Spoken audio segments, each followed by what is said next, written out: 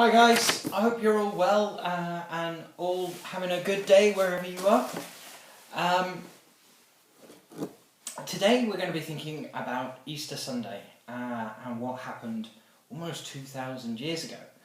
But before we do that, I was wondering, does everybody know what this is? For anybody who isn't quite sure, it's a jack-in-the-box. And I was just wondering, have any of you ever played with a jack-in-the-box? The jack-in-the-box has been around for hundreds of years, and most children have either had one or played with one. When I was a kid, the jack-in-the-box was one of my favourite toys. I can remember sitting and turning the handle, waiting for the moment when the lid would open and the jack would pop out. Even though I knew it was going to happen, I was always surprised, and perhaps even just a little bit frightened, when the jack finally popped out of the box. The jack-in-the-box reminds me of a story in the Bible, a story about a very special surprise. Early in the morning, on the Sunday after Jesus was crucified, two women went to the grave where Jesus had been buried. When they arrived, they found that the stone had been rolled away from the entrance and that the grave was empty.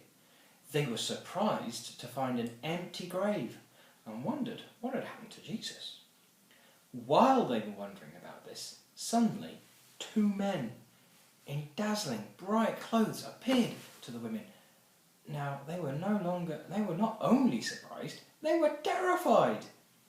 The men spoke to the women and said, "Why are you looking for the living among the dead?